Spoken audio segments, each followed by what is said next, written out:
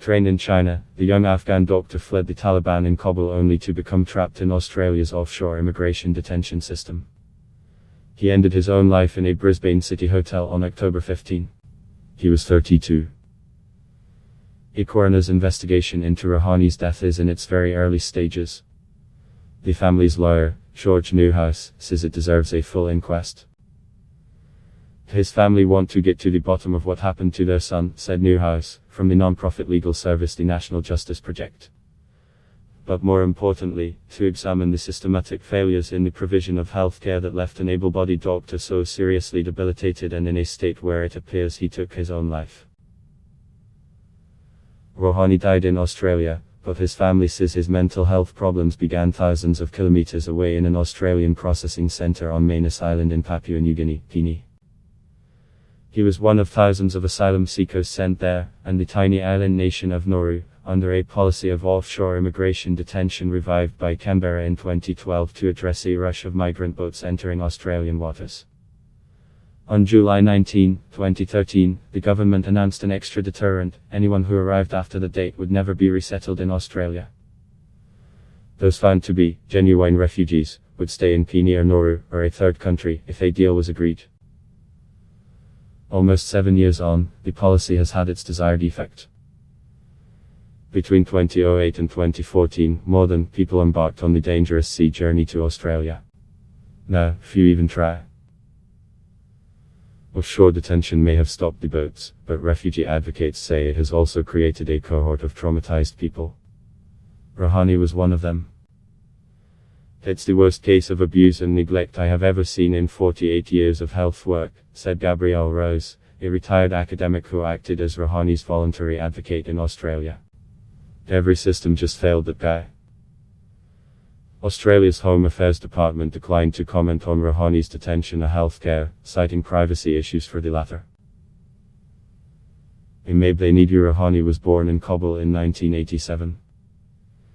He was the second eldest son of 6 children, and he spent most of his younger years in his father's village of Tassin in Ghazni province. He was very active, he was healthy, and he liked to study, his father, Ahmed Tassinwal, told CNN on the phone from Newcastle in the United Kingdom. Tassinwal fled Afghanistan in 2001 after Taliban gunmen arrived at the family's home to arrest him. They didn't approve of his university degree and work in agriculture, he said. I left my 6 children and my wife. I was alone for about 8 years in England. Rouhani was 14 when his father left, but by the time Tassinwal received permission to remain in the UK, Rouhani was himself an adult and, unlike his mother and younger siblings, he wasn't eligible for a family reunion visa. The two spoke often by phone, and when Rouhani scored almost full marks in biology in his senior year at Kabul's prestigious Abdul Hadi High School in 2006, his father offered to pay for him to study medicine. Together, they found an affordable program in English at Taishan Medical University in China. It wasn't easy. Tassinwal sent money he earned working in the UK to pay for his son's course and living expenses at a student hostel in Taishan in Guangdong province. Mil and Zaid lived at the same hostel for most of the 5.5 years of their course. He told CNN Rouhani was happy and friendly. Zaid, now a doctor at a hospital in New Delhi, India, said Rouhani talked about going to work in the UK or even Germany after he graduated. He was talking about settling in some European country. We never talked about Australia, he said. Yet, within 1 year of graduating in late 2012, Rouhani paid a trafficker he met in Kabul to take him by boat to Australia, Tassinwal said. It was 2013.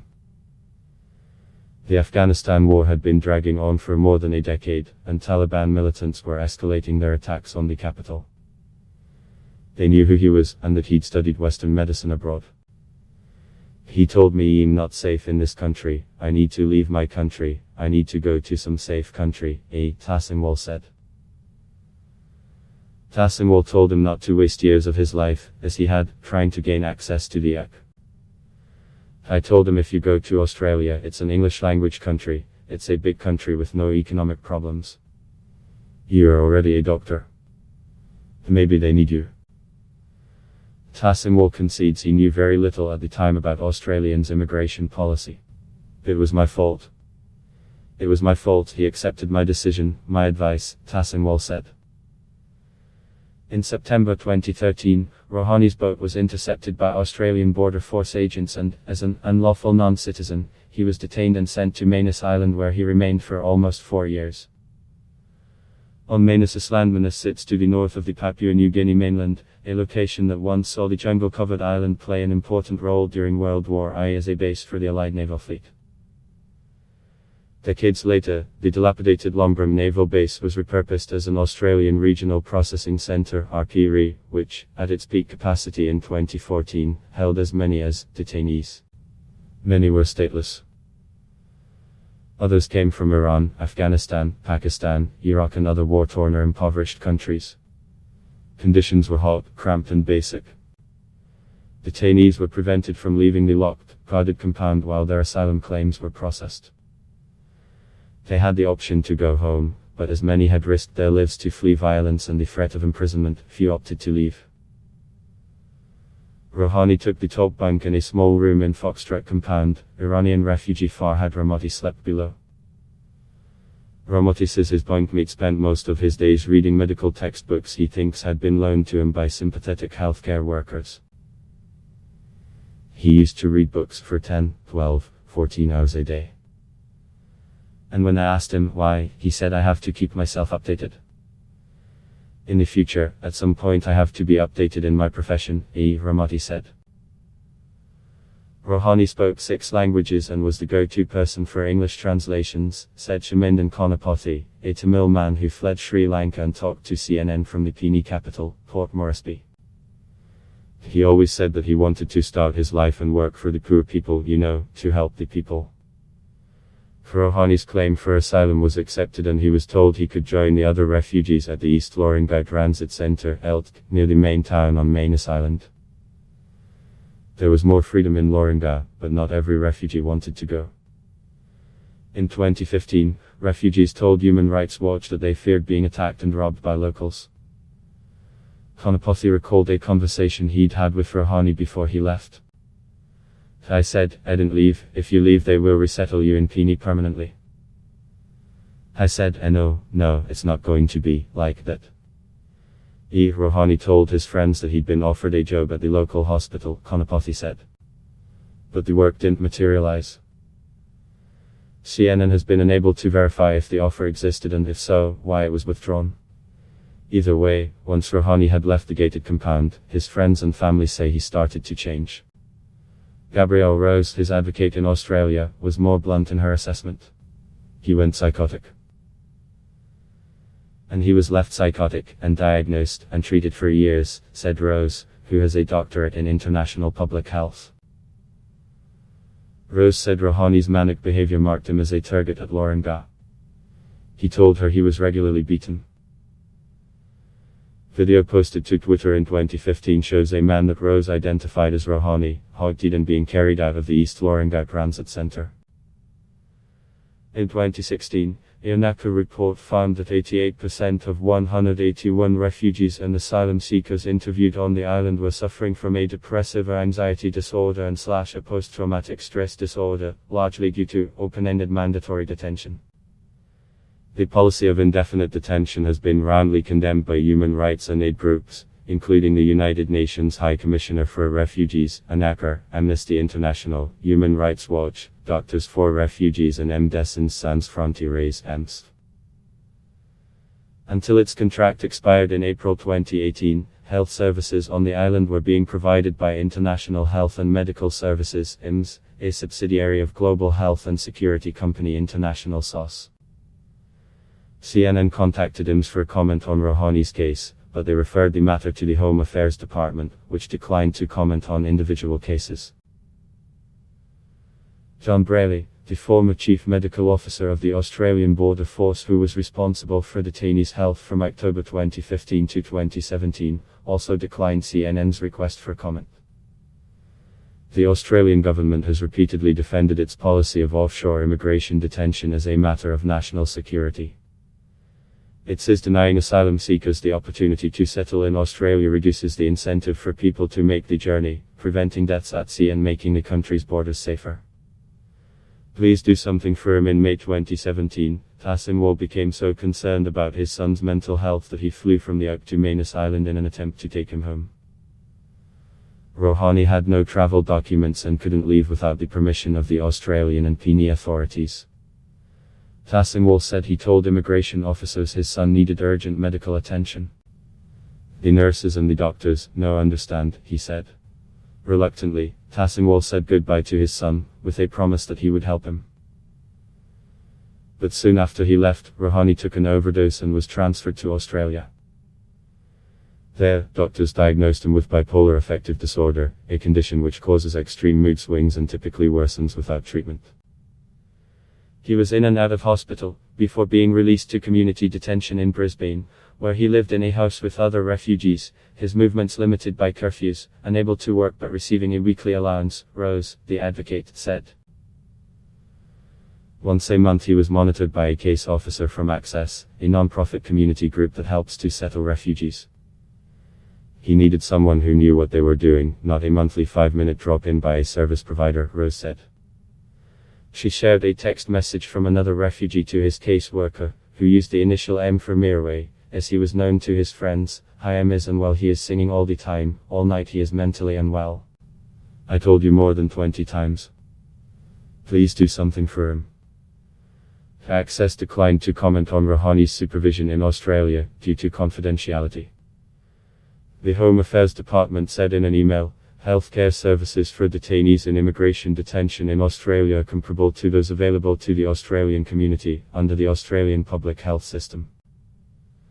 Meanwhile, Rouhani's father was consulting lawyers in the Ark about ways to take him back, and flew to Australia in September 2018 to take the matter further. Separately, Rose said she sent emails to the Department of Home Affairs and Home Affairs Minister Peter Dutton, supported by a letter from Rouhani's doctor.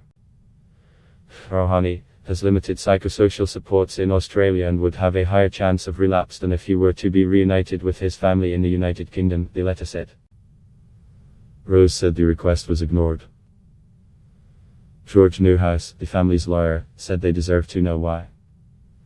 "I'm dumbfounded as to why the government would deny him the opportunity to be with his family, and yet at the same time, from what we've been told, they were failing to adequately care for him," he said.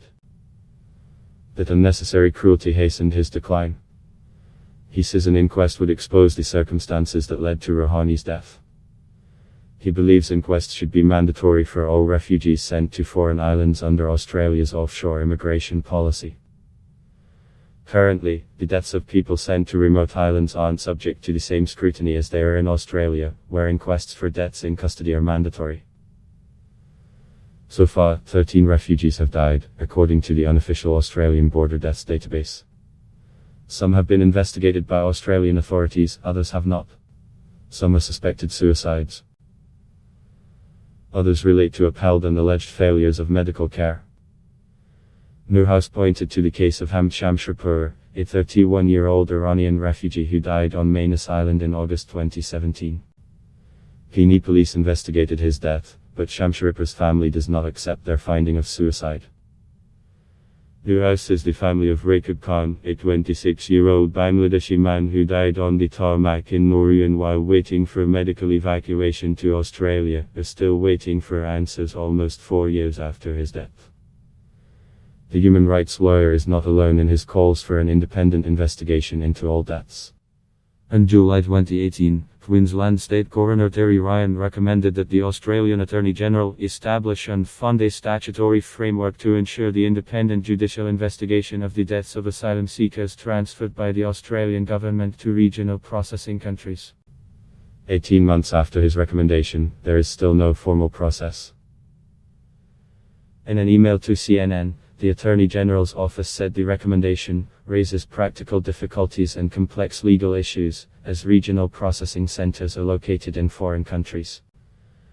Investigations into deaths in these centers, as well as any contractual arrangements in place, are matters for the governments of those countries, it said. It would not be appropriate for Australia to implement a statutory framework for the repatriation and independent judicial investigation into the deaths of asylum seekers in sovereign foreign countries. However, the Australian government is considering options to build the capacity of regional processing countries in respect of their ability to conduct coronial inquiries, the email said. He said the suggestion that Australia has no responsibility to investigate the deaths of people who have spent extended periods of time in offshore detention centres ignores the reality that individuals like Rouhani are totally dependent on the Australian government for their survival. Pretending that another government is responsible for investigating their deaths on remote Pacific islands is simply a subterfuge. Furthermore, he said, the proposal to build the capacity of foreign governments to investigate these deaths is a diversion to draw attention away from the dark secrets of our government's negligence and their political interference in the provision of healthcare. It closed during the day of his death. Rouhani can be seen on closed-circuit television, walking into a hotel in central Brisbane, a black bike slung over his shoulder. He made a final call to his mother, Hamisha Tassimwal, who was in Australia to support him. The next day, police phoned her to confirm his death. The following week, members of Brisbane's Afghan community gathered around Tassimwal, a grieving figure in a black headscarf, at Kirriby Mosque in the city's outer suburbs. The mosque's lights were dimmed as Rouhani's body was wheeled into the parking lot on a gurney for final prayers. He was buried in Kabul on November 1, surrounded by family and friends. Ahmad Tassimwal said 6 years of immigration detention had robbed his son of all hope. When you lock one cat in the room and you close the door, the cat runs this way, this way, this way, no point in anything, Tassimwal said. The immigration stop him to travel, the immigration stop him to work, and immigration not allow him to join with family. The International Association for Suicide Prevention and Befrienders Worldwide also can provide contact information for crisis centers around the world.